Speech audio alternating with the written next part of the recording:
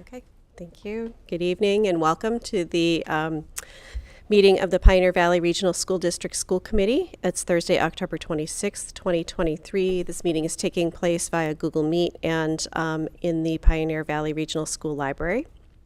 It can also be followed at www.facebook/BNC Television and at www.PVRSDK12.org. I'll call the meeting to order. It is 6:06. At this time, I'd like to invite if any citizens' comments.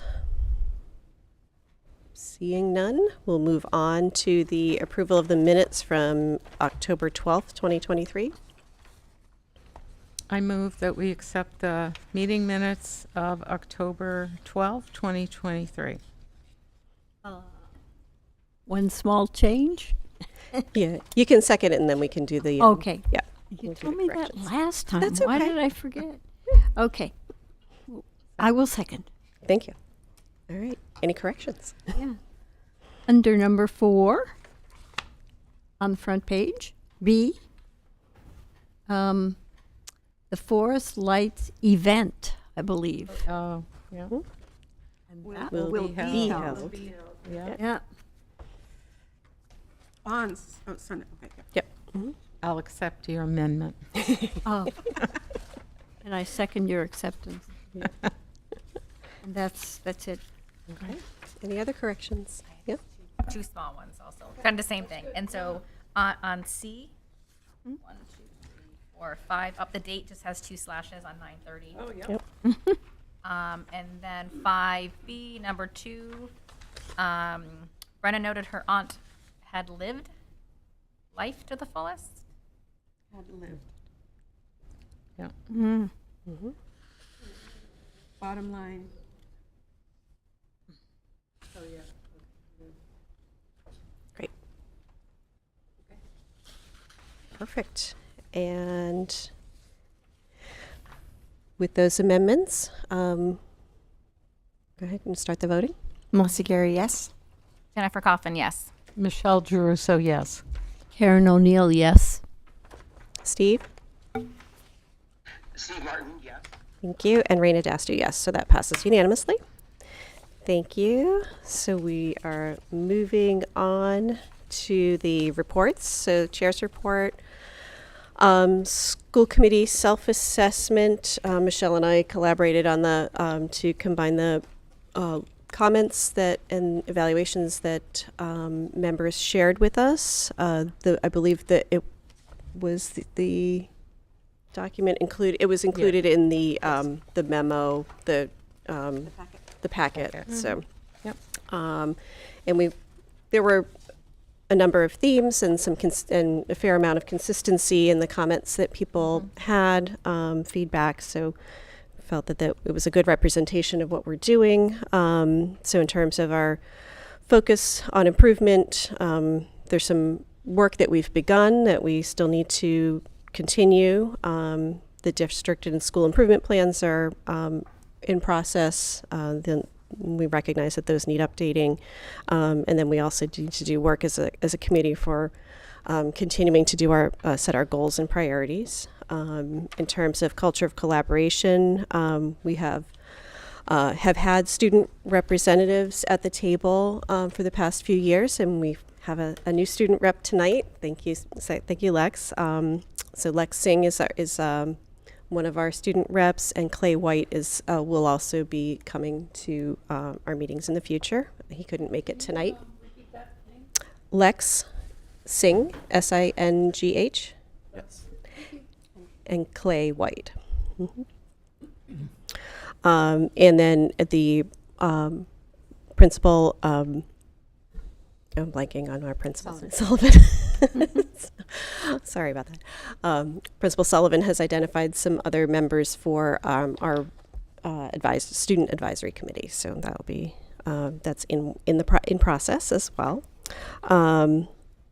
And I think we've tried to establish some open communication with town administrators and maintain our transparency, and that's obviously that work is going to continue.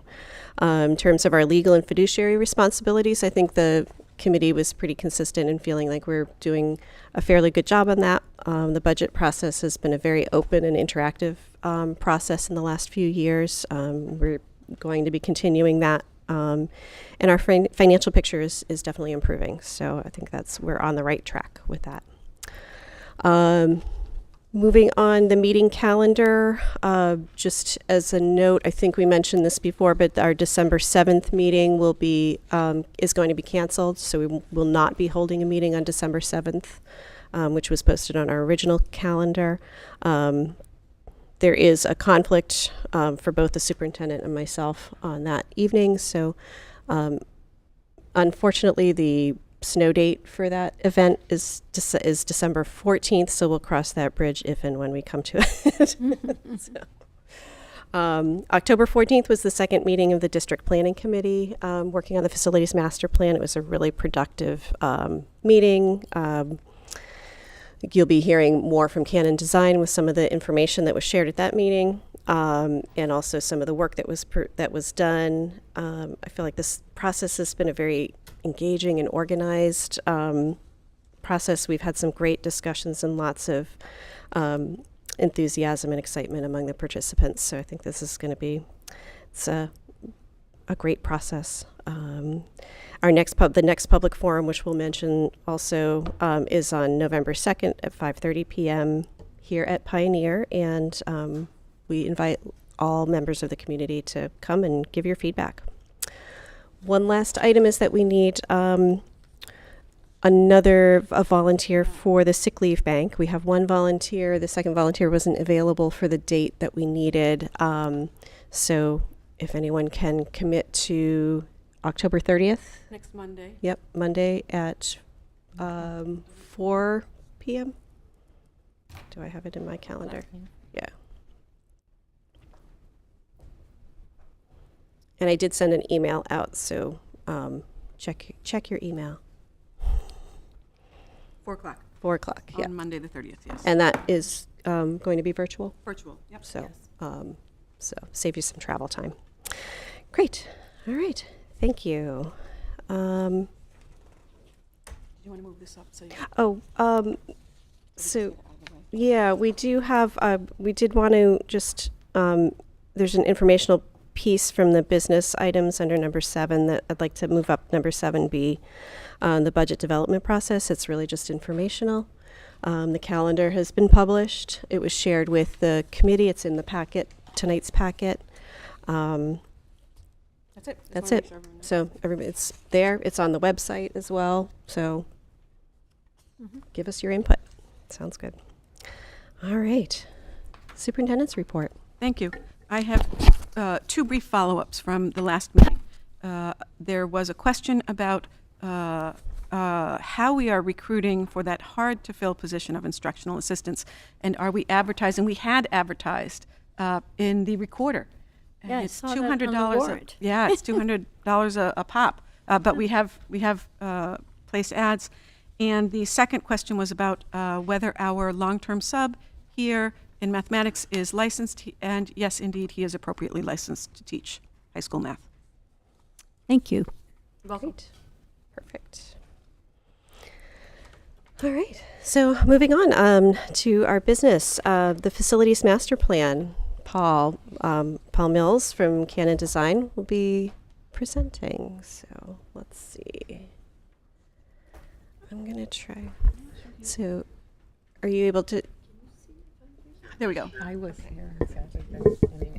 Super. I just shared my screen. I'll make sure it's Yeah, we can see that. okay. Great.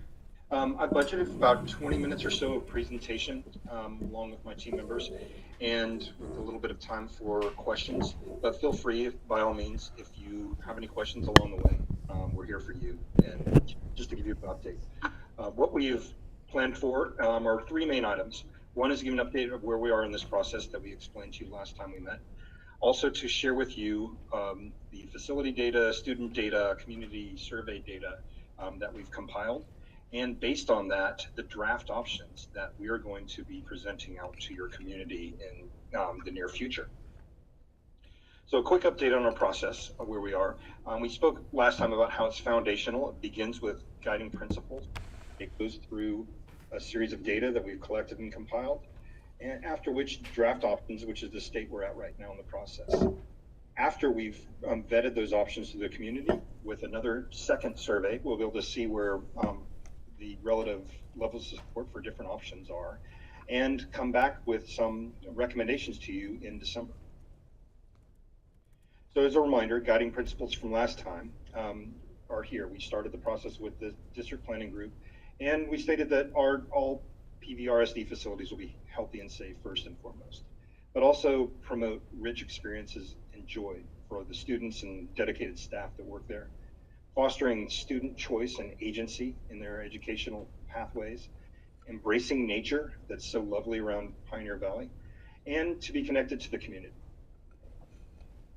We had on September 18th community forum, and my whole team was there with Mary Delay, who's also on the call, Li Huang, as well as Kia San Luis.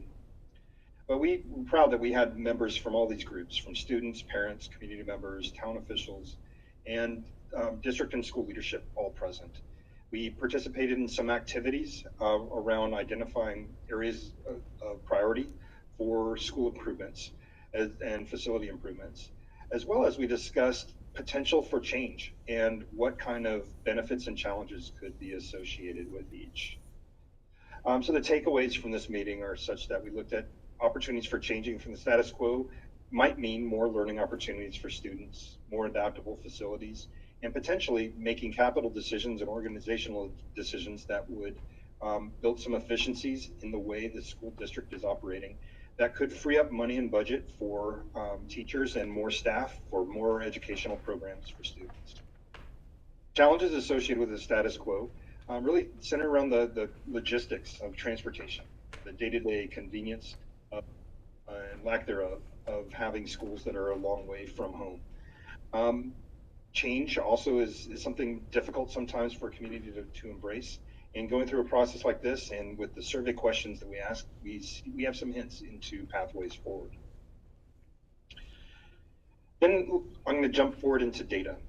Right, there's three flavors of it we're going to talk about. One is the community survey that we have results from, as well as enrollment data and then facility assessment data.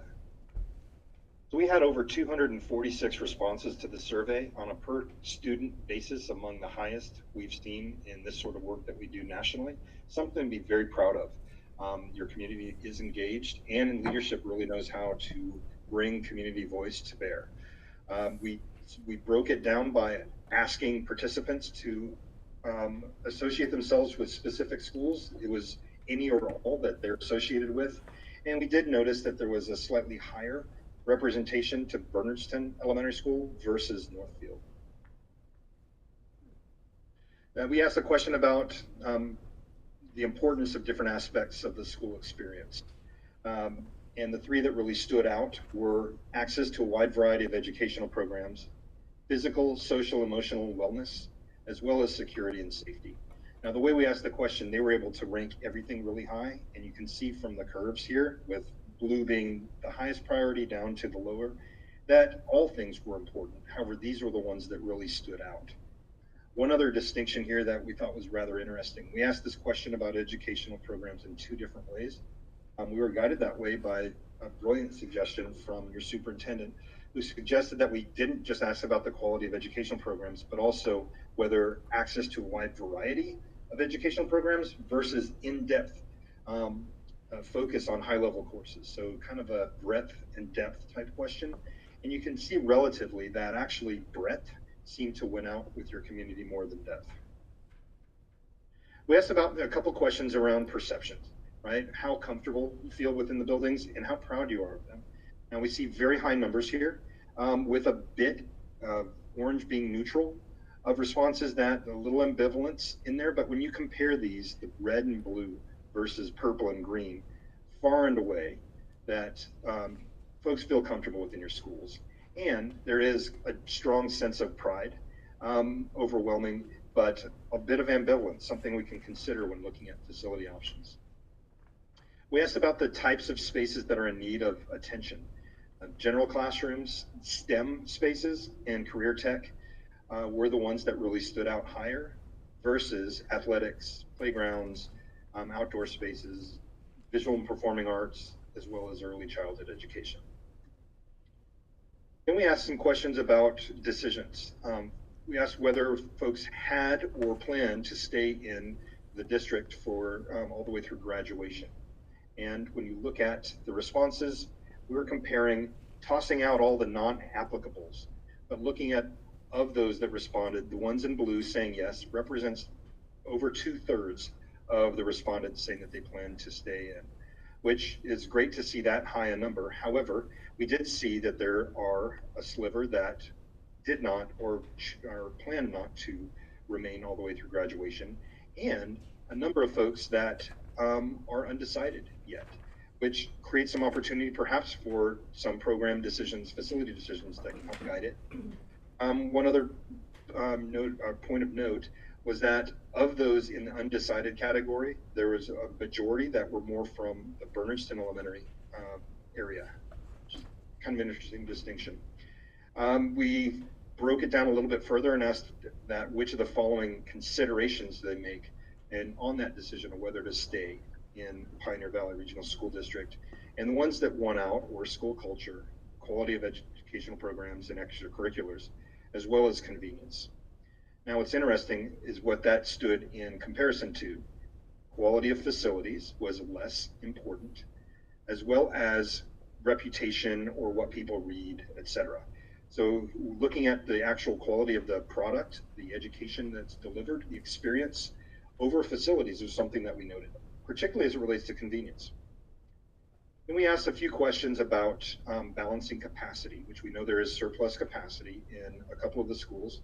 And we looked at ways, perhaps strategies to balance the capacity. One was changing which grades go to which schools. Now, if you look at strongly agree as a 5 and strongly disagree as a 1 and everything in between, the average of the scores that were out there were higher on changing which grades go to which schools, like a grade reconfiguration. Second was renovating, reconstructing the buildings to right size them to match a lower enrollment that you currently have, or operating newer and fewer schools, which would relate to a trade-up consolidation sort of factor. And that actually dips lower than a 3.0, which would be right in the middle. So when we posed the question around balancing capacity, and which we noted was critical to providing high quality education, that's the sort of results we got.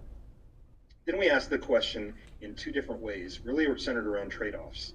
And the trade-off, the way we asked the question was, I would prefer to move to a brand new, well-equipped school a little further away, but and still within the district, over remaining at an existing older building close to home.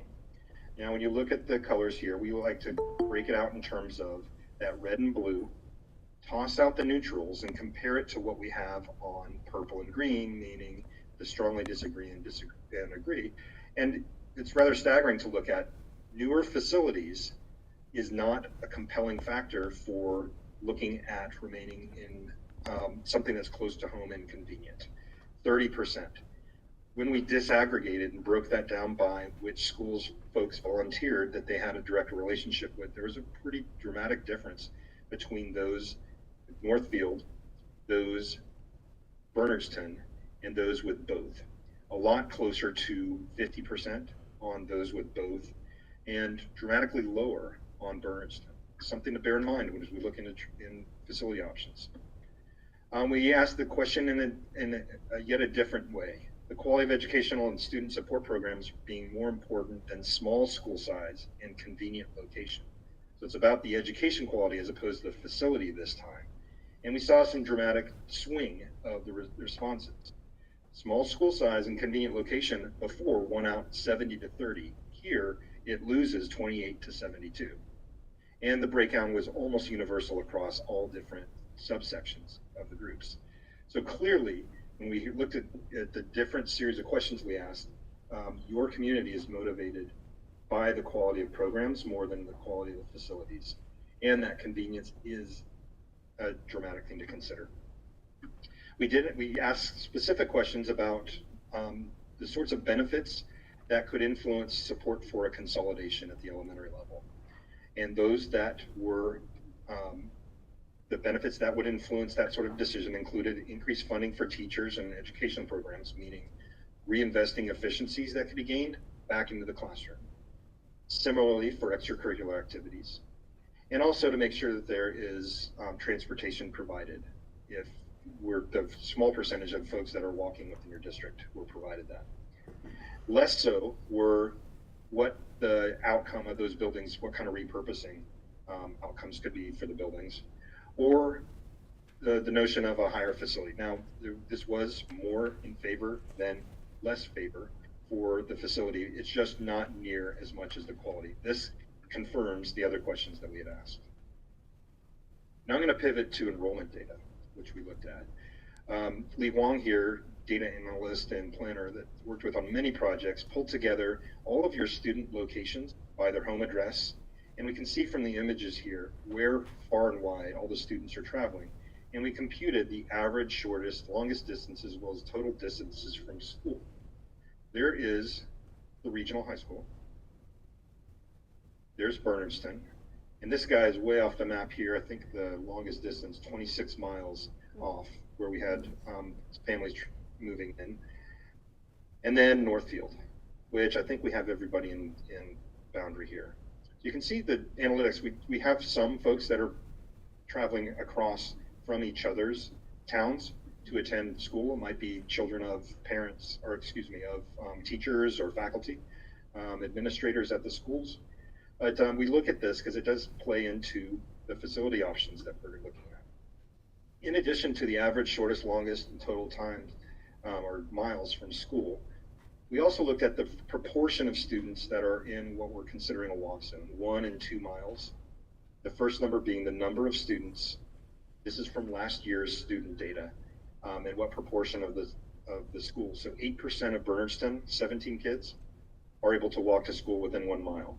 Now that goes up to 30% up to 2 miles, but there's a lot of kids that get driven in beyond that point. 30 or 17% at Northfield. So Northfield's a bit more walkable, more than double, than Bernardston in terms of the proportion of the entire population.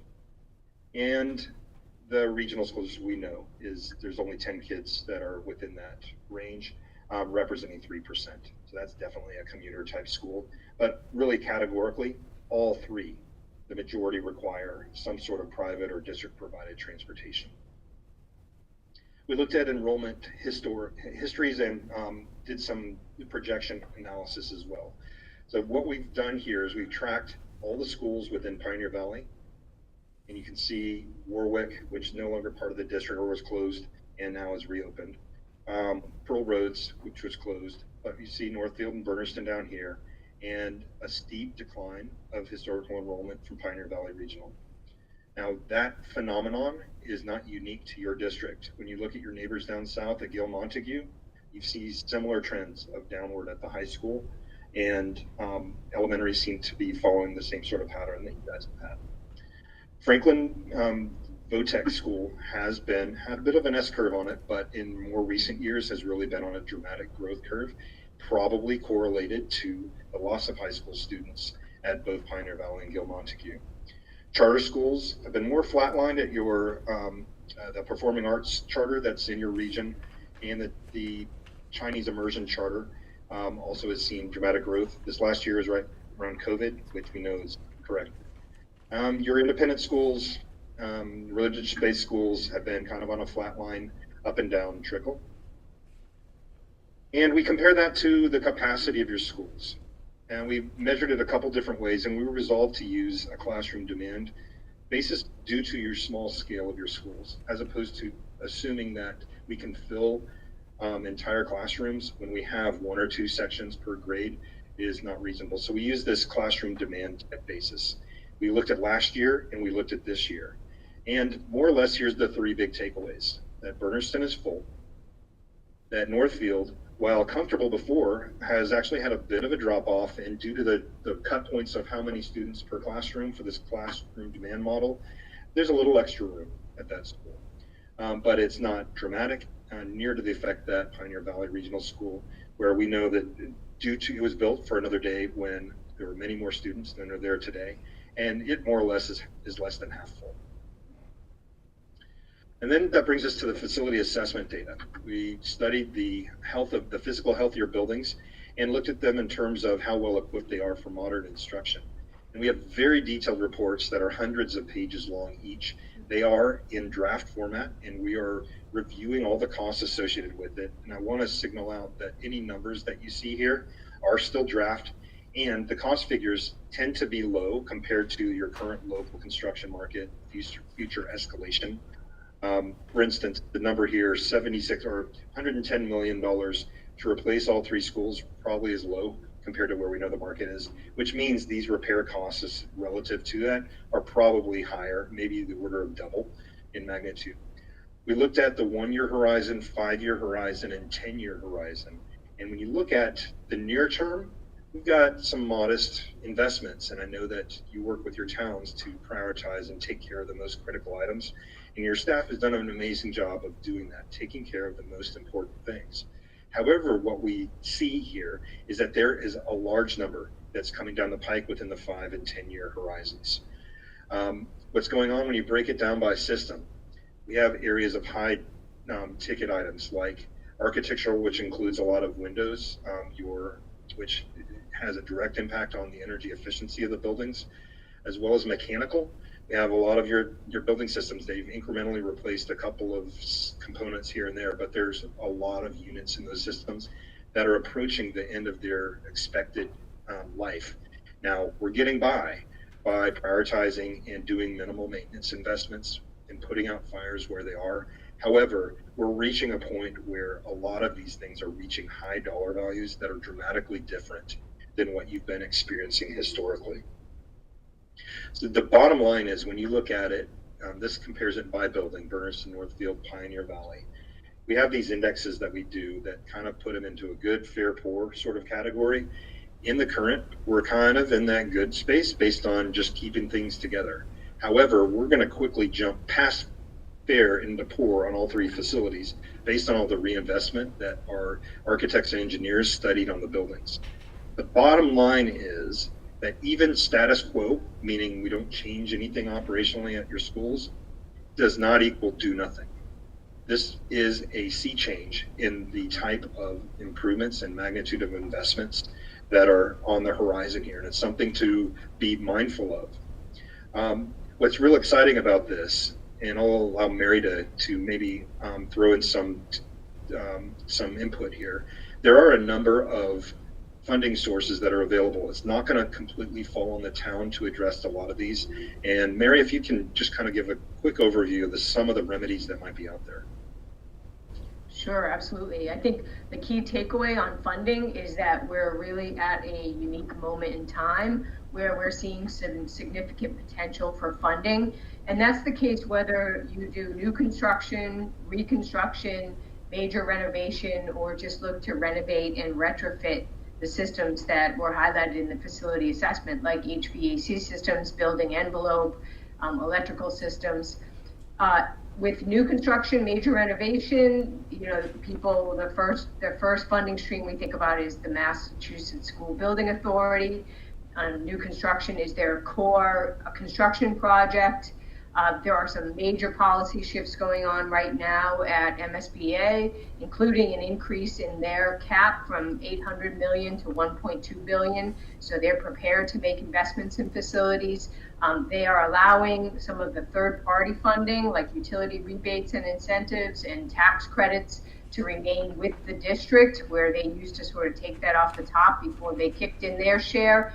And we're seeing more reimbursement points awarded for clean energy and net zero solutions.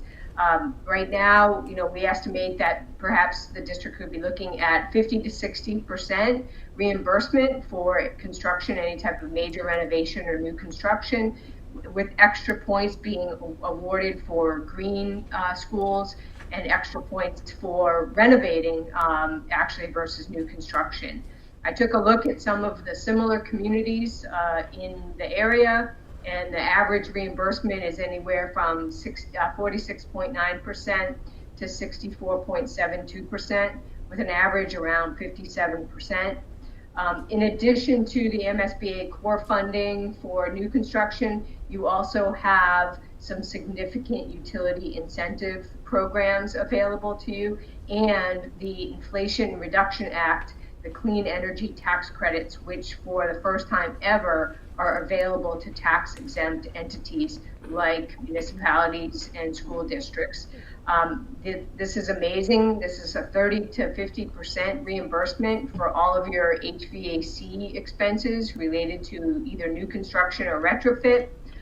Things like solar, ground source heat pumps, which we have about 20 schools now in Massachusetts using that form of heating and cooling. This is non-competitive. These are not grants. This is cash reimbursement, and it's available until 2033 and beyond. So you're really in a really amazing time frame to be looking at how you would implement some of these recommendations.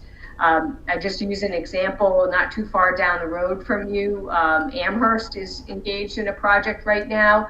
They are looking at a ground source heat pump that would have cost $11.6 million, a little bit more than the $8.3 million for a new natural gas system. And between tax credits and utility incentives, that cost has been driven down to $5.8 million. So it's actually less than the natural gas solution. So it's amazing funding opportunities available. And even if you decide to go the route of retrofits, even if, to Paul's point about status quo doesn't mean do nothing, you still have to invest in those HVAC systems and building envelope. There are some significant utility rebates. The tax credits still apply to that. And also MSBA has announced that they are no longer, as part of their accelerated repair program, doing boiler replacements. They are actually now, they just announced this in October 18th, at the MFAA conference, that they're designing a heat pump conversion program, retaining consultants in 2024 and looking to open up the applications in 2025. So they would be paying presumably that same 50-60% of the costs of replacing your heating systems with heat pumps, including the distribution equipment and the classroom equipment that would be necessary. There's also funding streams like Green Communities grants. Massachusetts is now channeling some of the millionaire tax receipts through a program at the Department of Elementary and Secondary Education called the Green and Healthy Schools Program. The federal level, there's still the Renew America's School grants and other programs available. So there's lots of different funding streams that really can be brought to bear, whether you go with a new construction, renovation, or retrofitting your existing systems. Standing. So that brings us to draft options. So we talked about guiding principles of the foundation of our planning process. We talked about the data that helped inform this. That's in terms of community preferences, in terms of the facilities themselves and your demographics. And then from that, we're designing draft options that will be shared with the community. We took this with a yes-if perspective. It's kind of our mantra on inspiring design thinking and not being defeatist of, well, no, you can't do this because that. It's a way to think creatively about barriers and obstacles and come up with alternatives that might be different from the status quo. So I'm going to walk you through 4 different scenarios that we worked with your planning committee and arrived at. These are the ones that we want to present to the community and provide or seek some input on. Now, we're not getting specific on what's happening at each building and what's being fixed. We have a lot of data, and that's comes after this step in the process. But it starts with scenario 1, which is the current model. To keep doing what we're doing, have 3 schools, have the same grade configurations at each. That's one model. Don't change anything. And again, like we're hammering out with the cost information we have, that is definitely not do nothing, but it's rolling up our sleeves, working with funding agencies, and really working hard to get the money so that we can address what we know is some serious costs that are coming down the pike for your building systems. The second scenario would be to change the grade configurations at your 2 elementary sites. And this would be, we call it the upper and lower elementary school, where whether it's Northfield is the lower or Bernardston is the lower, and the other being the opposite, that it would be a different grade band situation where all students are always together with their cohorts all the way from pre-K up through 12th grade. It's just they would matriculate through the school systems here. Scenario 3, we're calling one campus, and it's where both your elementary schools would be co-located together, and we really felt it was a non-starter to consider either of them being located at either of the two elementary sites, but rather that they would be located together with Pioneer Regional School and with a new facility and renovations at that site to accommodate all students together, to really have a center of education for the entire community. And that can manifest itself in a number of ways physically. And the fourth scenario was to look at a grade reconfiguration, more akin to scenario 1, like the current model, but it's really about promoting your 6th graders up to the regional school and not keeping them at pre-K through 5.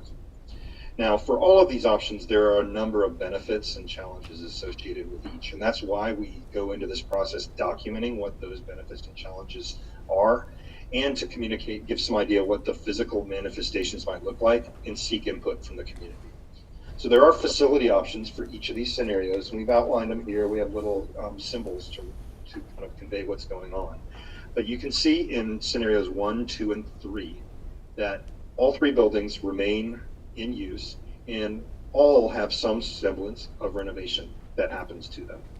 Now, Mary outlined a bunch of the funding sources. Now, the sequence of these and how many we can apply for at any one given time are represent some barriers and challenges that we have to yes if in our thinking. It's just that in scenarios 2 and 3, there is a grade reconfiguration aspect of the facility operation. In scenario 3, however, it's different. The Bernardston and Northfield elementary school buildings could be repurposed for other beneficial use, whether it's for community-based organizations, some sort of swap with the municipalities, parks and rec, senior care, pre-K, daycare sort of services. It could be really anything that it wants to be. Perhaps they could be divested and capital reinvested in new facilities. There's a lot of different ways that could happen, but that's a dramatic change from the way we're operating now. It also involves the renovation of your existing regional school and the construction of a new school. Now, this could manifest in a number of ways, whether it's that you renovate the existing middle school, high school for the combined elementary school and then build a new high school on the same campus, or that you renovate it in place for middle school and high school and build a brand new elementary school. There's a number of ways to look at it. We've also looked at perhaps there's a way to step into this process by starting with your early education programs, creating a center for either pre-K or pre-K and K at that site, in which it would create some new career tech pathways for students who are interested in education as a pathway, and they could study that while at high school and have a learning laboratory on the same campus. That could be a stepping stone towards this gradual end state. Now, when we look at the costs and benefits of these, and we're going to share these with the community when we're with them next week, and open in the survey, we'll have a lot of information about that, but fundamental to it really is about finances, and it's not driven by finances at all, but we have to consider these because there is such a direct correlation with the financial efficiency of the way we operate and the quality of education and what we can offer to staff to attract and retain the best talent possible for your students. And we laid them out in 2 different ways, the capital cost and the operational cost. So the capital cost is that one-time effect that we have to spend one time to do major construction projects, right? So you can see that scenario 3 here is much higher on the capital size versus others. And that probably with grade reconfigurations with scenarios 4 and 2, you're a little bit higher than you would be necessarily on renovating all the facilities. Again, that is not a do nothing. We have heavy investments, whether we not, those cannot be escaped. Now the operational costs, this is year in and year out. By being more efficient in scenario 3, having all 2 elementary schools combined into one, being close in proximity, there are a lot of efficiencies to be gained in a way that your operational costs will be much lower. That means while spending more one time, for the long haul, forevermore, you would be in a much stronger position to be able to offer better quality programs, student supports, and packages to your staff as compared to these less efficient ones. So those are the options that we intend to share with your community, that were driven by, initially, guiding principles, informed by data, and then working with design thinking in this the yes if perspective with a diverse group of students, parents, community members, and staff, to share these with the community. And that's what the look ahead for the rest of this process looks like. We're meeting with them on the 2nd of November. We're going to leave the survey open until the 11th of November.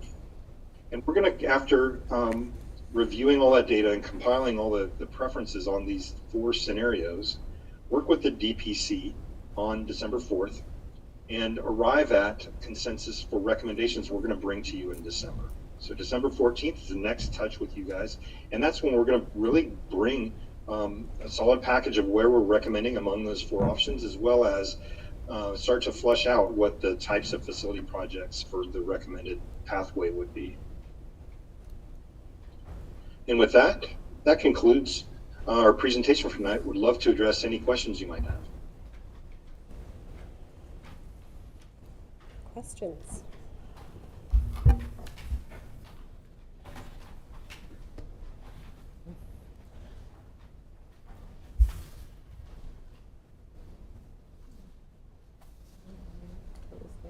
It's a lot of information.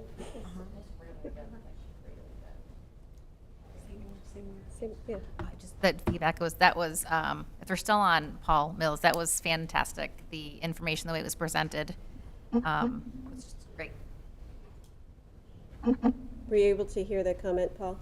Could you repeat? I'm sorry. Sure. Jennifer was saying that she You need to talk into the. Okay, yeah. Thank you. The presentation was great. It was really great, good information, very concise information, and very helpful. I'm really happy with the percentage of people that stepped up and took the surveys, and that really gives us a lot of data to analyze and work with,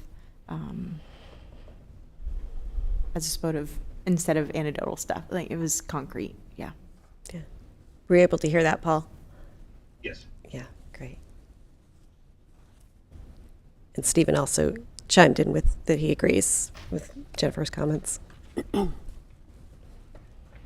Any other questions?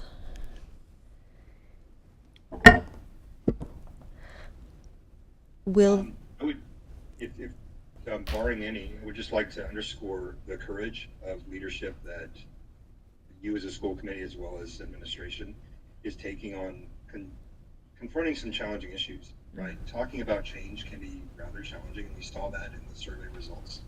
And we used that survey instrument to help design our thinking around outcomes in a way that can be best positioning the district for success for students. And I just wanted to applaud your leadership in embarking on this conversation with your community. I also just want to add, some of the numbers when you looking at the 5 and 10-year projections are a little daunting, to say the least. But I am really glad that we're engaging in this process, because we can anticipate what's coming, and we're not going to find ourselves in hot water in 5 years. So I feel like the process of planning and knowing what's ahead. It's scary, but it's also giving us a tool to be able to plan accordingly, and so that we don't end up in a crisis. So thank you. Stevens also said that he appreciates the comments on the high level of community participation. Good, yeah. Go ahead, Karen. Yeah. Yes, I would like to show my appreciation for the information about green communities, green schools, and some of the possible ways that we could, as a school system committed to sustainability and the environment, we might be able to take advantage of. That's a very important part of this. Mm-hmm. Yeah, I think, knowing that there are resources to help us with that, and that will support us with making our buildings more efficient, and and more energy wise, so that we're using our resources well. And while this was, the information was excellent, it's probably going to fade from my mind as far as specifics go. So can these slides be made available to members of the school committee? What a great question, Member O'Neill. Yes, these slides will go up on the website tonight, and we will share them via the district update. And I'll put in another plug for next Thursday evening's Community Forum number 2. That will go out in a district update tomorrow or Saturday. Deb Wood, our fantastic coordinated family and community engagement coordinator, will be providing childcare. I believe there might be some National Honor Society students involved in that childcare. We'll have a link for families to pre-register for childcare. There will be food starting at 5:15. It will be held in the PVRS library where we are now, so the seating will be more comfortable and supportive. And we will have microphones. We'll have better AV quality. So we do feel proud for the folks who've mentioned it. That 246 respondent Yes. figure, I appreciate that Amazing. Paul has said nationally for the size of our district, that gets us up there and their long experience in terms of working with districts. So kudos to our staff and kudos to our families and kudos to our Yes. town residents for sharing their perspectives. This is terrific. Thank you. I think that really speaks well to how much our community cares about our schools. It's an important part of our community, and I'm glad. It's really great to see that engagement. So. Right. Yeah. All right. Thank you, Paul and Canon Design. Appreciate all of you being here and helping us with this process. So, more to come.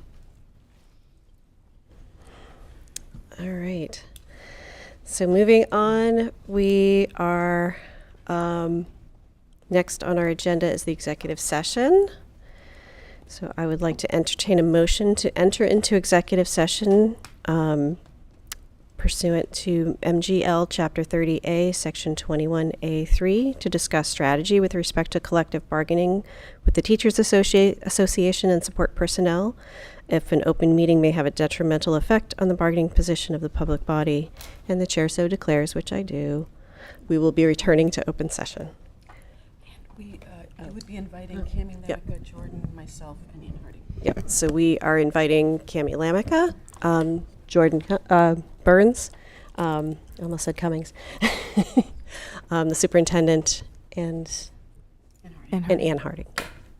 I don't know, did you move it, or, I'm entertaining that motion. okay. But I read it so that no one Yeah. else, so no one else has to go through that torture. I'll move that. I will second that. Thank you. Melissa Gary, yes. Jennifer Coffin, yes. Michelle Drew, so yes. Karen O'Neill, yes. Stephen Stephen Martin, yes. and Raina Dastu, yes. All right, so that is unanimous. Reach in there. Back to the room.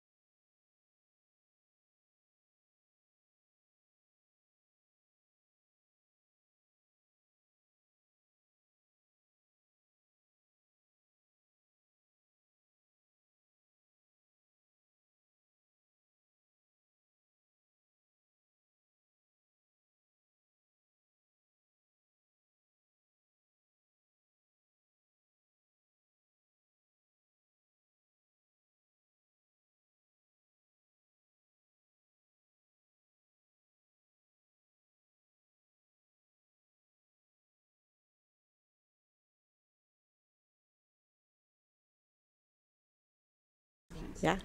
That's very good. Okay. Thank you. We are back. 10, 16, 0.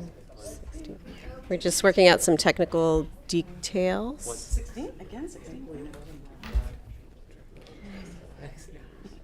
Thank you for hanging in there. So our next item, I guess the MOA with PVREA, Assistant Athletic Director stipend. This is a stipend for the new Assistant Athletic Director. It's a new position that we approved recently. And we have an MOA to provide that person with us within a stipend. So would someone like to make that, make that motion? I'll move that we sign? We approve. We approve. An MOA with the Assistant Athletic Director stipend and the PVREA.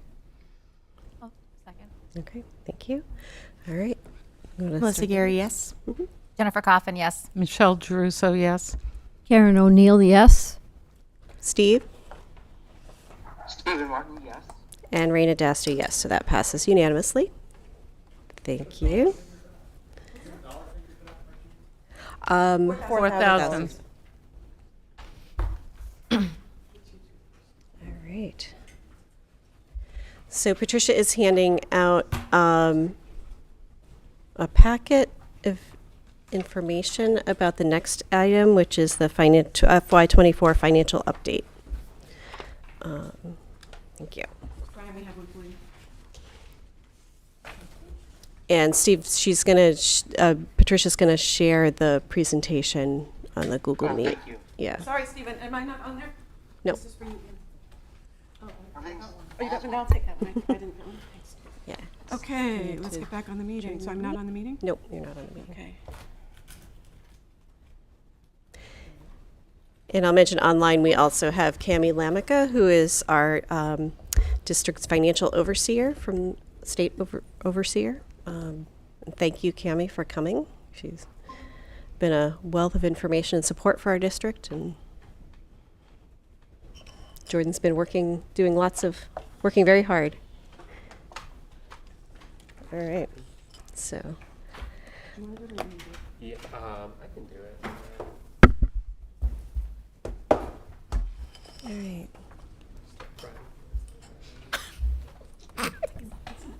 So I'll start crying if it runs out of battery. That's all I know to do during stressful situations. Learn from my child.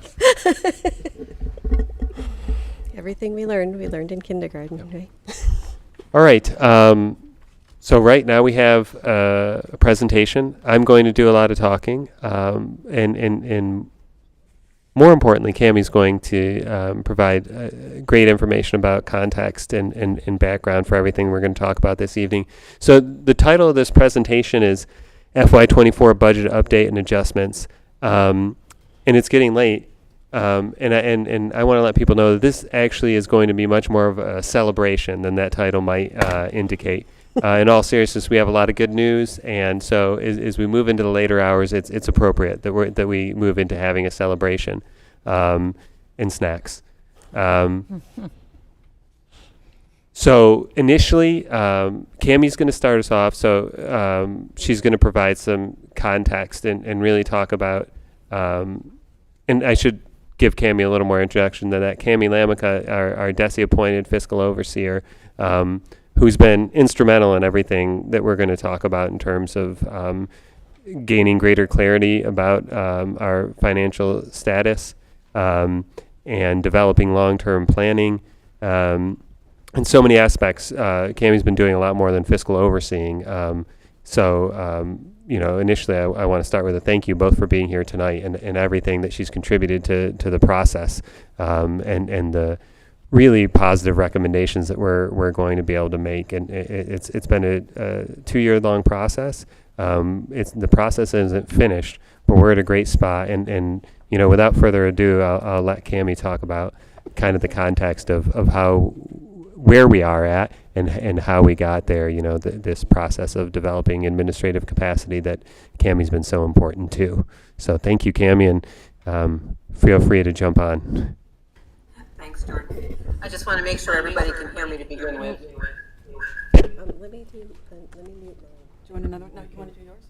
Yeah, mine. Your speaker's better. Your speakers, Is yours your off? speakers are louder. Yeah, mine's off. Wait, how come that's happening? Yeah, go ahead. Everybody can hear me before Yeah. I start. Hey, Cammie. Much Yeah, better. let me move a thing. Will you talk again, Cammie? Say something? Oh, Yes, very Patricia, well. Yes. Thank you. Yeah.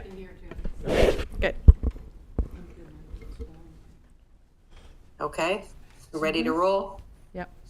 Ready to roll. Okay. Good evening. The 2018 special legislation under Chapter 295 for Pioneer Valley Regional School District requires that the Commissioner of Education appoint a fiscal overseer for the district. I've been the district's fiscal overseer since March of 22 and review the district's financial condition on an ongoing basis, and I make recommendations to the Commissioner. I'm a certified public accountant and have served as an auditor of both municipalities and school districts in Massachusetts. For the past 22 years, I served as a school business administrator in multiple districts, including regional school districts. The district has come a long way in just 18 months. When I started as the fiscal overseer, a consulting firm was managing the district's finances on a part-time basis. There's now a strong administrative understanding of the district's financial status, which was not the case at the beginning of my tenure as a fiscal overseer. The district has built a strong leadership team with clear understanding of the district's financial operations. The superintendent is committed to an open and transparent approach to improving administrative processes. The district hired Jordan Burns in June of 2022 as the Director of Finance and Operations. Mr. Burns has taken on the role with energy and acumen, is eagerly learning all the aspects of the job, and strives to excel in his work. In addition to building a strong administrative team, the district has developed a strong relationship with Department of Education. Ms. Kinsella, Mr. Burns, and I meet regularly with the commissioner's staff to keep them informed of district efforts to improve financial processes. Department of Education's Associate Commissioner for Finance is in agreement with the proposals that we will be shared tonight, as am I. Everything you will hear tonight is based upon the accumulation, clarity, and understanding of financial results from nearly 4 years' worth of financial data. Neither the information gathered nor the fund balances accumulated was built in a single year. It's my pleasure to be here tonight to deliver good news to the district, its staff, and its member communities. It has taken years of righting the ship to get this to this welcome juncture in the district's process of improvement. I want to emphasize the process is not complete, and I will continue working with the district to achieve long-term financial sustainability. The district now has the financial clarity, along with the responsible, responsive, and transparent leadership to continue to rejuvenate the district. Thank you.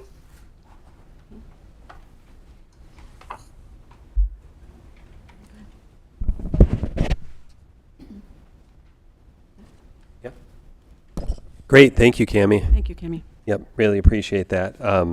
And I want to emphasize that although a lot of the things we're talking about are directly related to finance, all of these things are a team effort. So if anything goes bad, that's going to be spread equally. But when things go well, I think that we also need to be realistic that it's not being done by a single person. Obviously, Cammie's part of that team. Patricia's built a great team. Our school committee, our community, accolades need to be spread far and wide as well. So thank you to a lot of people, really. So this is a celebration, a lot of really good news. Well, we want to talk about, transitioning from what Cammie said. We're at a point where we have greater financial clarity and knowledge, both for this year's budget and for long-term planning and fund balances. And given that knowledge, what we want to do is make some recommendations to the school committee. Kind of what can we do with that knowledge now that we know these things? What are some good decisions that would be prudent to move the district forward? And we want to put this right up front, right? So we are making recommendations, and these are some big numbers. And I do want to, kind of pause and let this sink in, right? This is all really good stuff. The magnitude of this is big. This is the result of a long process, but it's an unmitigated positive outcome, right? So this process has brought us greater clarity and allows us to make these 3 recommendations. And the recommendations are that we pay off the state note, so we would no longer have any debt associated with the special legislation from 2019 that Cammie talked about. And I'll say this multiple times, that doesn't mean we no longer have a fiscal overseer and we no longer have a relationship with DESE or a need to get commissioner approval. This is just a step. It's a milestone to be able to consider paying off the state note, but it's not the finish line. We want to return funds to the towns, and we'll discuss more about exactly how that would happen in what ways, but the number to me is a really happy number to be able to announce, $740,214 to return to some of our most important partners, right, in this whole process of providing education to students. To be able to do that, knowing how many expenses the towns have, we feel very strongly about that recommendation. And the final one is to make key investments of $615,000, and we'll get into specifics about what areas those are going to be in. But there's no downside. There's no shoe that's going to drop and be a butt. These are just the recommendations, and we can do this. And I'm sure people are wondering, well, how? Let's get into the specifics of how we can do this, right? How can we fund those recommendations that we're making? So the how is through revenues in this current fiscal year and through fund balances. So we'll start with getting into the revenues.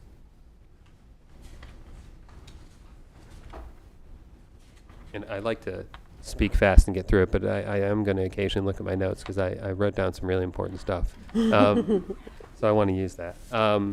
This slide is, I'm going to be on this slide for a little while because I think there's a lot of interesting stuff to say.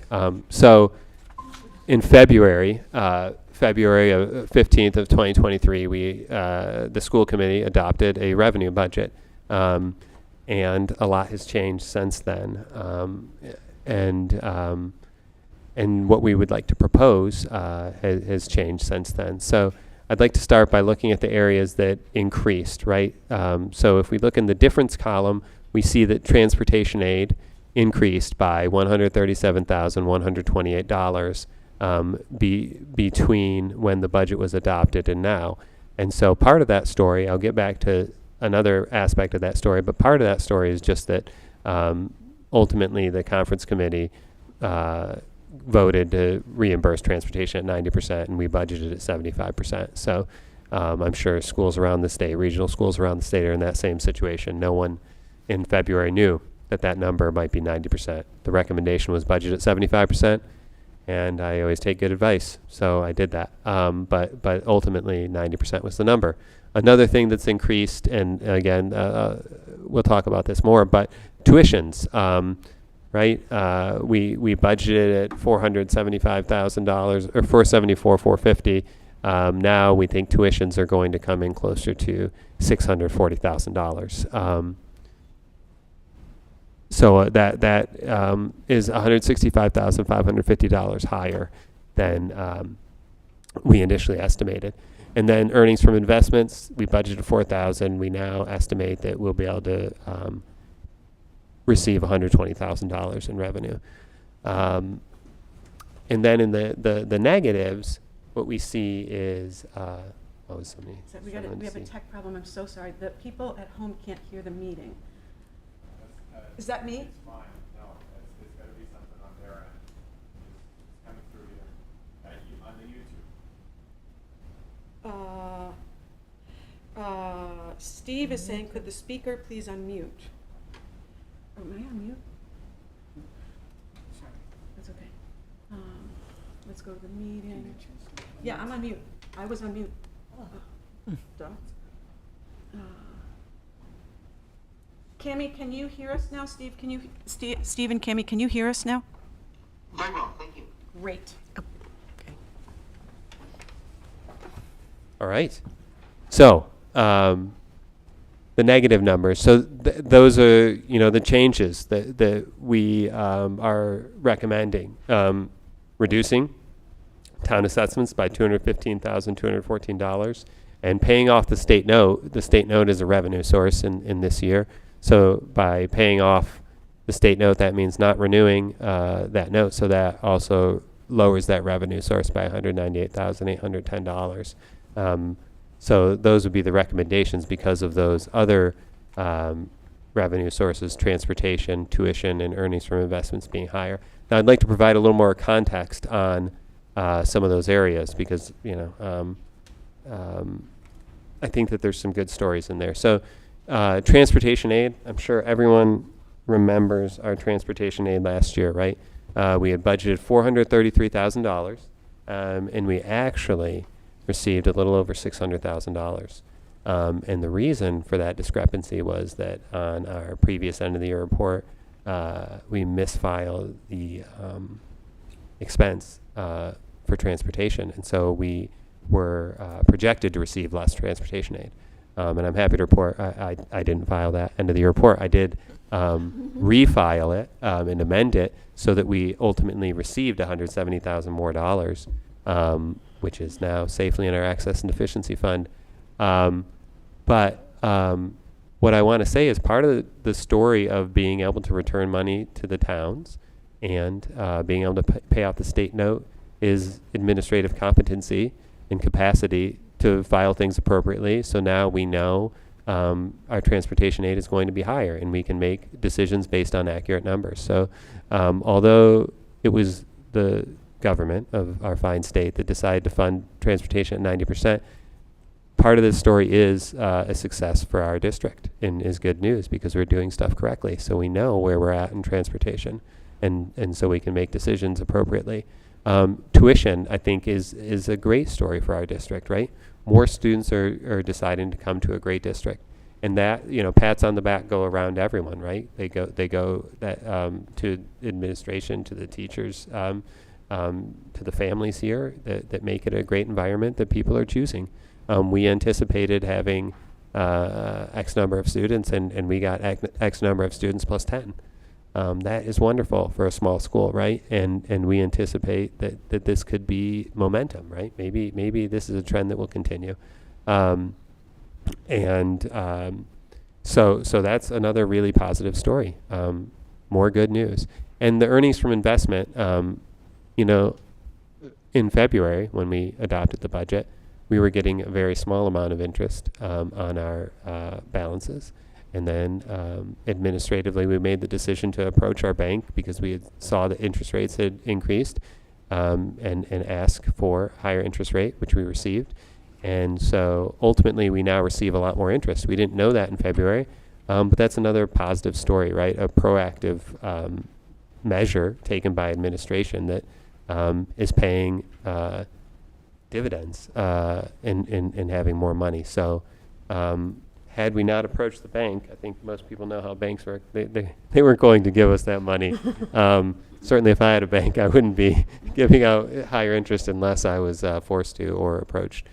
So those are all positive stories. So that's why I said this slide would take a little longer. I won't do this on each slide, but there's just a lot of nice stories here of small steps that are leading to really nice results that allow us to do things that I think we can all, I hope we can all agree are good, right? Provide lower assessments to our towns and be able to pay off our debt. Continuing kind of on that same topic, here's the PVRS capital revenue budget. In February, we estimated that we would need $55,000 in revenue to pay for capital expenses at this building, right? Because that's the responsibility of all of our towns.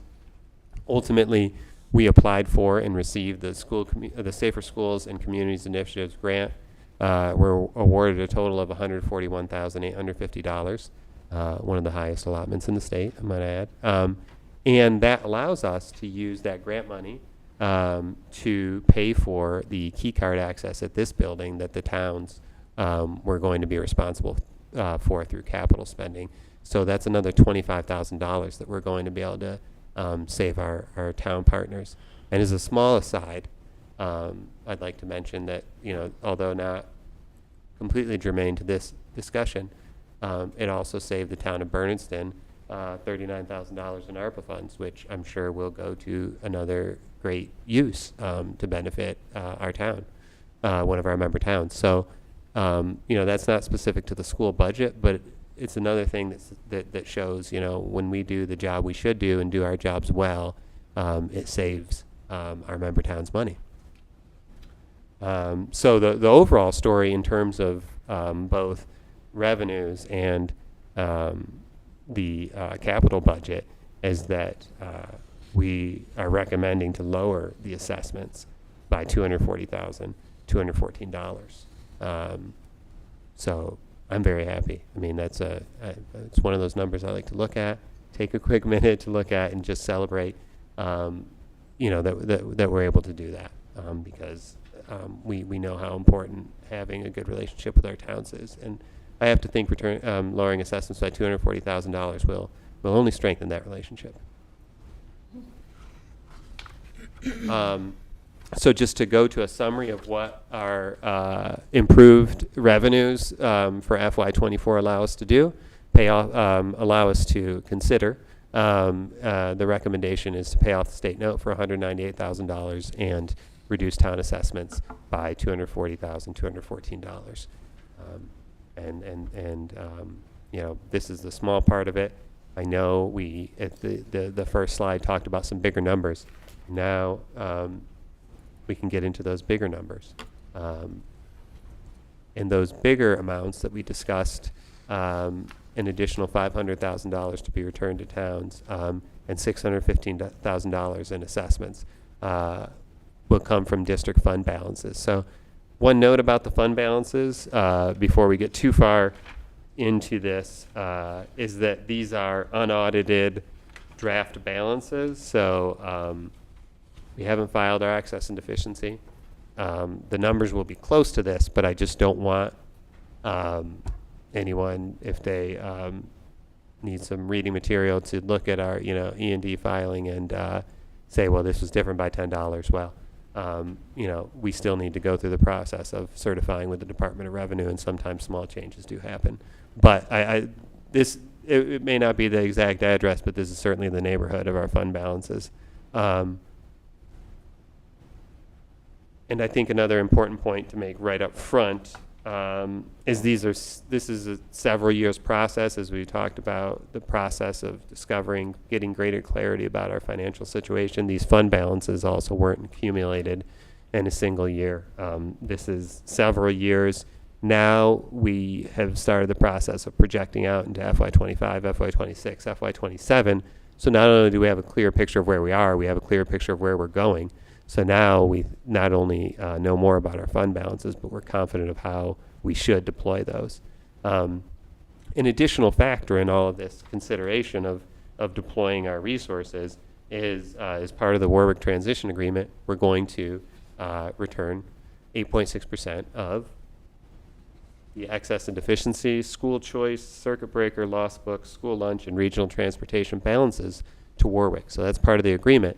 And that's $304,495 out of those total fund balances of $3,540,638. So given that we're returning money to Warwick, and given that our certified excess and deficiency is certainly going to exceed 5%, which is the statutory limit, we wanted to be proactive and good partners with our towns and say, well, we should consider making a proactive return of our excess and deficiency balance to our member towns.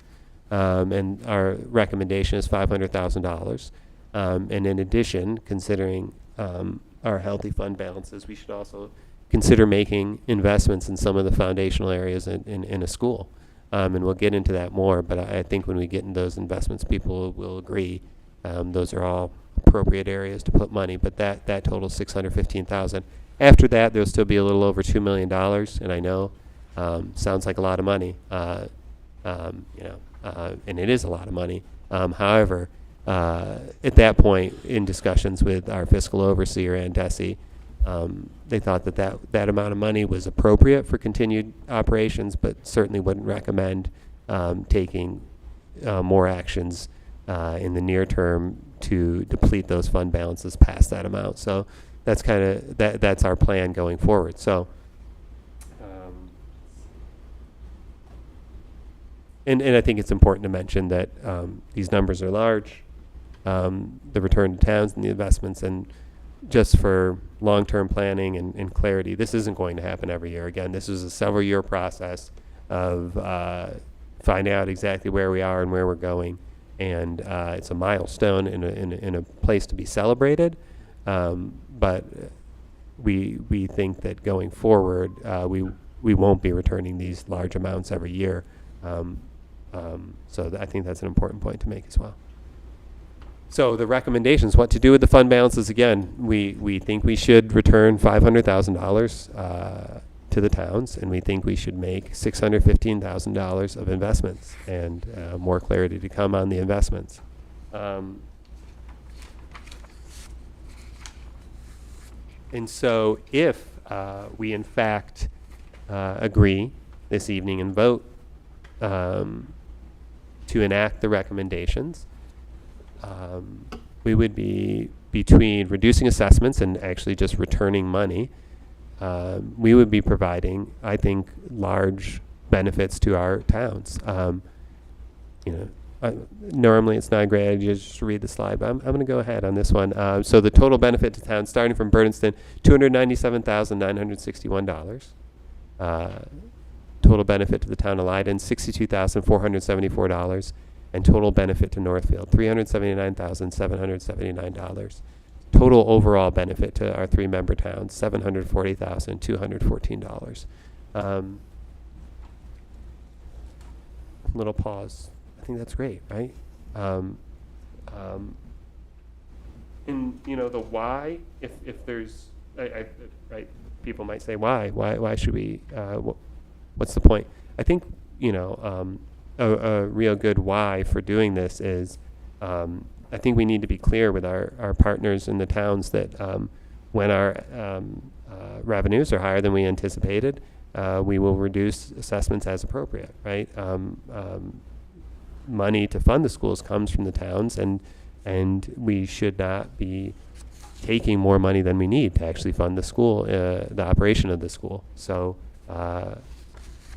assessment revenues were higher, so we'd like to reduce assessments. And when the excess and deficiency balance grows to a point where it's beyond what we need to continue to fund the operation of the school, we should return the amount that we feel is greater than needed to fund the operation of the school, because that's, I think, the appropriate way to manage that partnership, right? We often need things from the towns, but if we don't, we should return it because we know the towns have tons of expenses and that aren't that are also going up every year. So we should be good partners, and we hope that obviously we have, I think, great relationships with all of our towns, but this is just an opportunity to strengthen that relationship and make clear our feeling of how we should manage resources in relationship to the towns. So investments in our schools. $615,000. That's a lot of money. And these are areas that I hope people can agree are pretty foundational to a school, right? Curriculum renewal. So we've had discussions in the past about, textbooks, supplies and materials, all different aspects of the educational mission, and are we funding them sufficiently, and are we spending enough? And we feel that potentially we've underinvested in past years, and we want to make sure especially now that we have a wonderful director of teaching and learning who can help us shepherd these resources to effective ends, that we provide resources, not just a person, but resources. So those so we have sufficient resources to improve teaching and learning. Right, money is needed sometimes to do so, and so we're a school. We should invest in teaching and learning always, and so that's one area. Another area is the facilities. Right, obviously Paul Mills' presentation. And everything we've talked with Canon Design has been hugely informative, and we all know it's going to cost money. Well, let's do some of that with some of these fund balances rather than tacking everything potentially onto assessments in the future, right? This is one way to, again, be a good partner to the towns. We can be proactive and use some of our fund balances to invest in our facilities rather than assessing. And that's to be clear, that's the same with curriculum renewal, right? We know we need to do things to fund our curriculum, and if we don't use our fund balances, the other way we get money is through assessments. So if we use our fund balances, we don't assess to be able to do this really good thing. So it's kind of a double good in the sense that we're doing good curriculum stuff and buying needed things, but we're also not doing it through assessments. And then staff compensation. Staff compensation happens through negotiations. So we're not going to say a ton about it. But what we can say is we do realize our staff at the district, schools are a people business. If you look at budgets, most of the money goes to people. That's because to do school well, it goes through the people, and they're the heart and soul of everything we do, and we would very much like to compensate them better, all of our staff. So $615,000 is a large number, but these are all foundational areas to a school. And we know we need to make contributions in all those areas.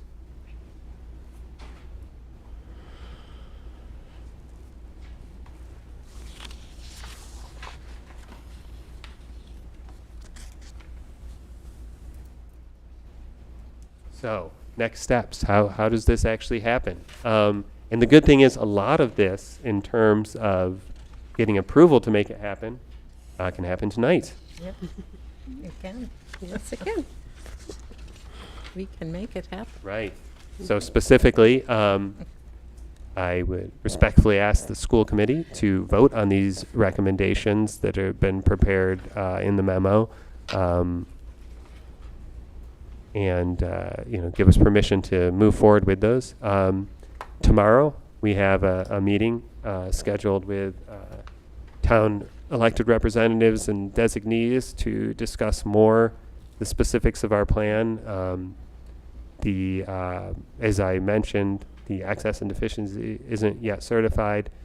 The motion we'll make will be pending certification, but we will get the ball rolling as quickly as possible on getting that money back to towns. Obviously, the reduced assessments will be more immediate, but those are those are the next steps. Meeting with the towns and discussing this more, how it's going to happen, and for a lot of these things, including thinking about staff compensation, FY25 budget development, right? We need to budget in a way to make this possible, and I know we're going to do it. We're pretty far along in that process, and knowing that what we want to do in all these areas, long term, is sustainable. So it's not just about 1 year, boom and bust. We've already looked at 2 years down the road, and can we do this, the things that we want to do long term? And the answer is yes. It'll be difficult, and it's to some extent the theme of tonight. It's been a process of developing administrative capacity to be able to do these things, but we think we're there. There's still a long way to go, many areas we can improve, but we can make all these things happen.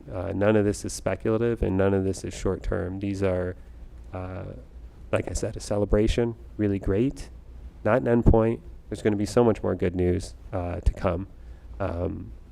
So I'm very happy. I hope other people are. Yep. But again, get back to the big numbers and the cute children. I mean, that's always wonderful.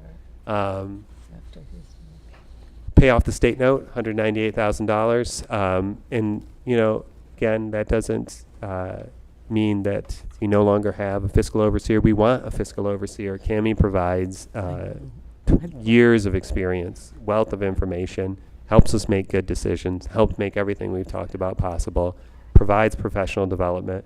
It's an amazing deal. I hope she's not listening too closely. Rates might go up,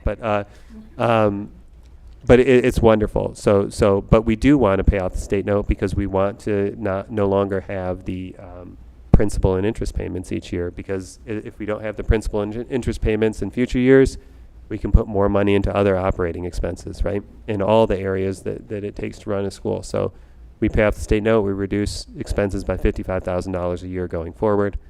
That makes our budget easier to balance. Return funds to town, $740,214. We can do that. We recommend doing that. That's wonderful. And making investments. That's going to take more time. We're going to be coming to school committee over a period of time and bringing contracts for review and approval, hopefully. So that will be a process, and it's not completely fleshed out, and that was intentional because we want to make really good decisions. And so we will carefully consider how to appropriate that money, that $615,000, but more to come in all those areas. Right, so next steps for tonight, consider everything shared, and review the 5 motions and vote whether to approve. So in terms of considering information shared, that's the end of me talking nonstop, but I'm happy to have discussion, questions, compliments. I mean, you don't have to.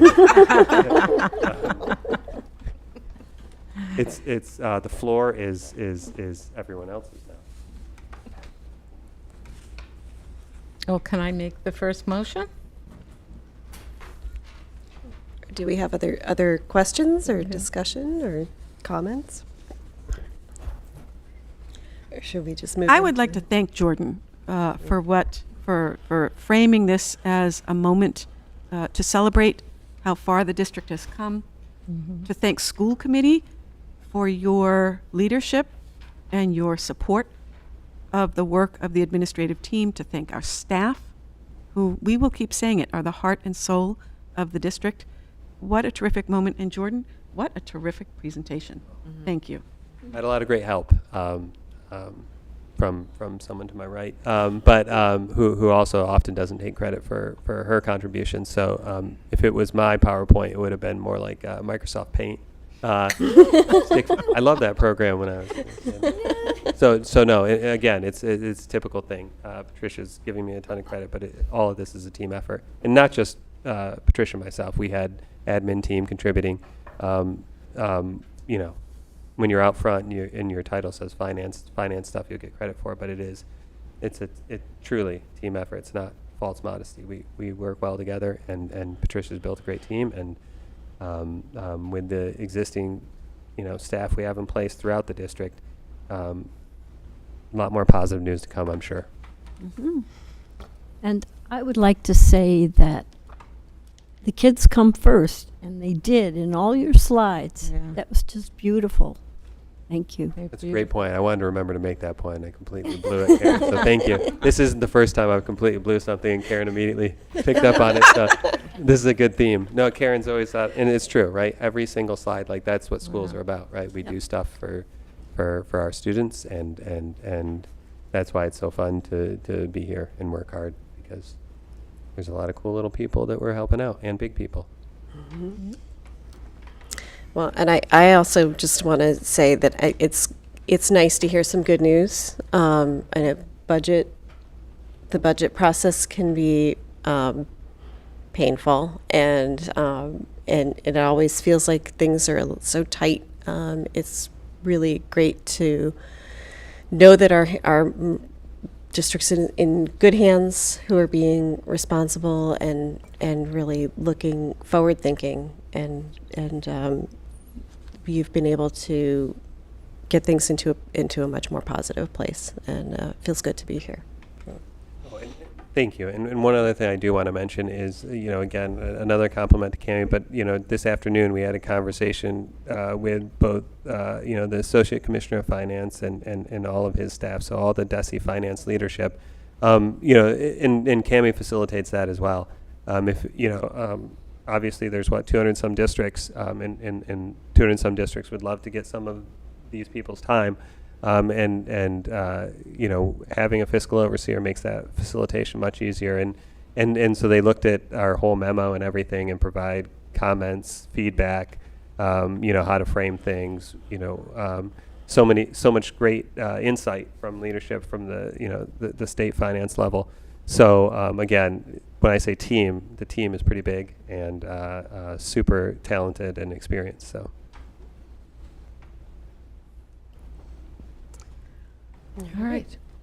So I want to make the first motion. I want to get rid of this bond. And I have to say, I'm feeling really much more confident in the finances of this district. It has been a pleasure to work with Jordan and Patricia in the school committee.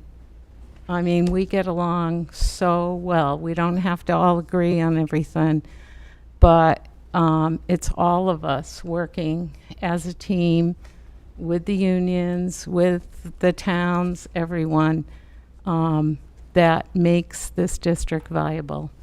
So I am happy to pay off this note because it was very painful. Mm-hmm. Was it 4 years ago, 5 years ago? Brian knows. 5 years ago. Yeah, it was very painful. Mm-hmm. So I move to not renew the bond anticipation note after paying off the state qualified deficit financing, BAN note 72-1, that was issued on December 1st, 2022. I will second that.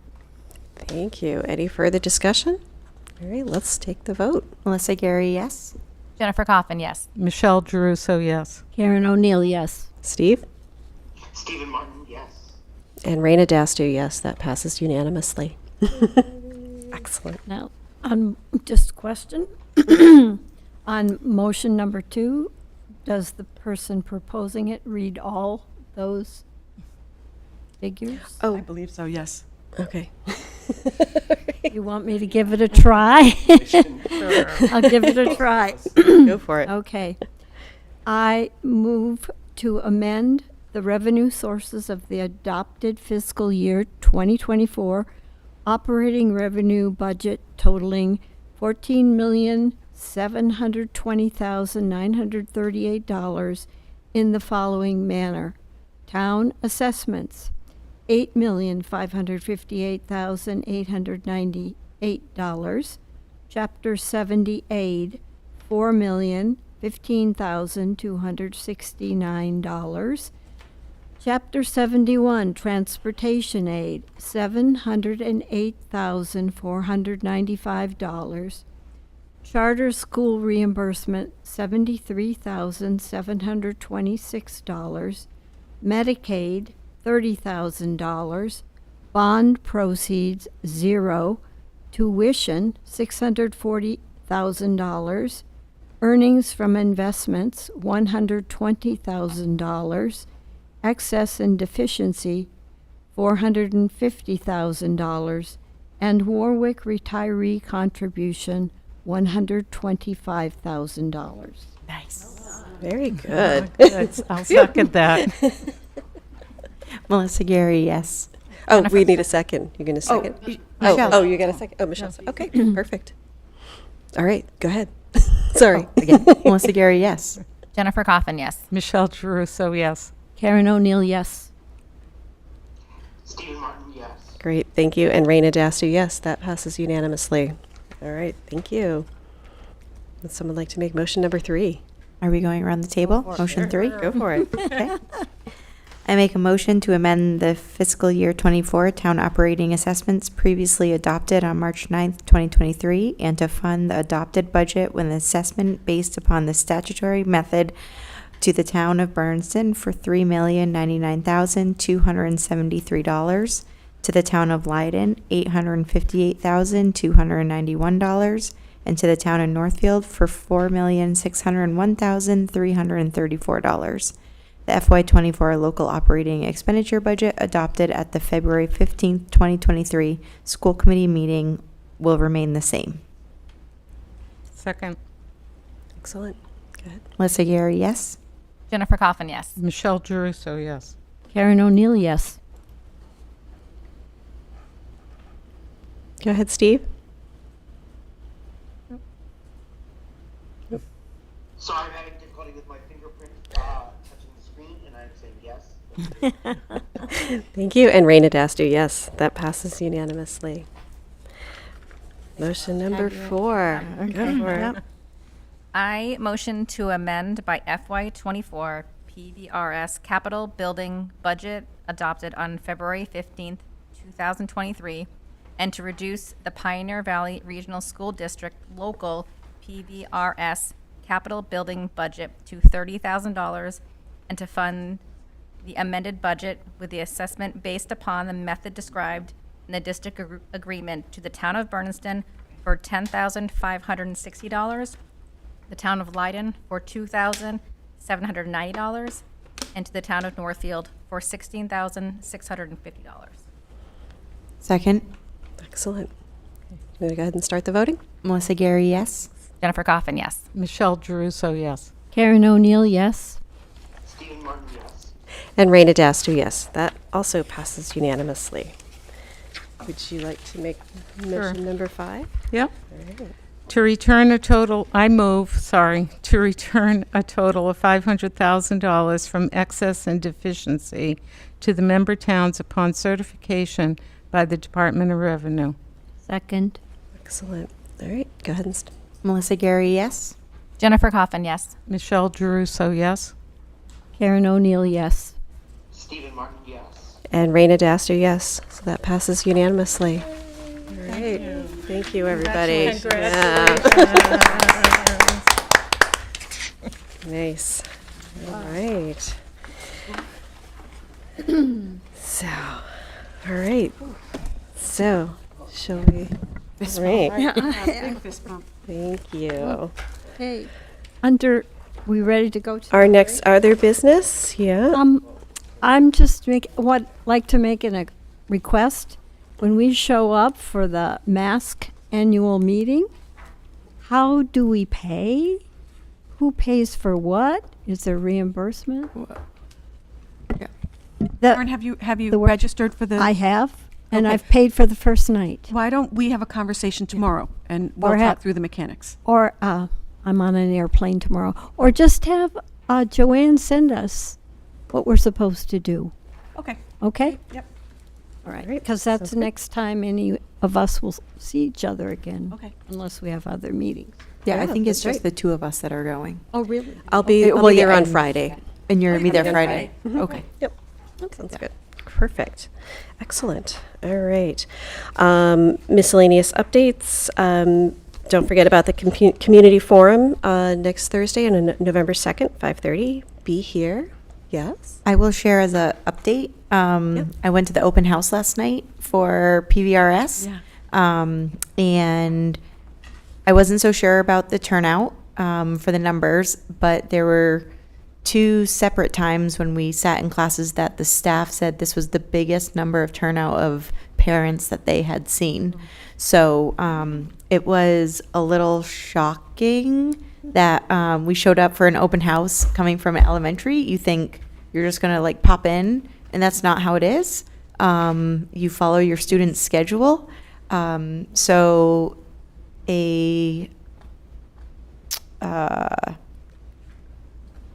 what's the word I'm looking for? A memo or something, just a heads up to families that is how the open house works would be helpful. There was a lot of families who didn't know we would be spending 2 hours here last night. We thought it was going to be a half an hour popping in the different classrooms, but regardless, it went really well. There was a great introduction by Principal Sullivan. And then we were able to go through every single class that our child had. So we got to meet the teachers, and it was it was a great, great open house. Yeah, I think in the past, students brought home that information to their parents, that they would be following this schedule when they came to the open house. We'll make sure that that's made even more clear. Yeah, not a problem. Thank you for that feedback. That's helpful. And one other thing, just don't forget about the community survey that will be sent out following the community forum. So new and different We have a goal now. We questions want more than from- 246. Yeah, I know. right? Goodness. New and different questions. So still an opportunity for input and feedback in this planning process. So very cool. All right. Our upcoming meetings, November 1st, 5:30 district agreement and community relations. November 6th, 5 p.m. budget subcommittee. November 15th, 5:30 district agreement and community relations again. You guys have a lot of work to do. And November 16th will be our next full school committee meeting, 6 I p.m. just had one more thing. I don't know if this Yes. counts as a miscellaneous update, but we have a chair. Chair for the teaching and learning is Miss Karen O'Neill. Oh, dubious, The duty. dubious honor. It's really the only returning member, so. I didn't want anybody to forget that we did that. Thank And we'll you. have to Teaching and figure out learning. another way to plan our next meeting. 'cause- Okay. I'll get, yeah. Yeah, All right. it's a team effort. All right. Well, thank you. I will entertain a motion to adjourn. So moved. Excellent. Second. All right. Thank you. You want to start the vote with since Oh, yeah. Melissa Gary. Jennifer Coffin, yes. Michelle Geruso, yes. Karen O'Neill, yes. Steve? Steve Martin, yes, thank you. Thank you. And Raina Dasta, yes. Thank you. 8:23. everyone. We have a ton to sign. Yep.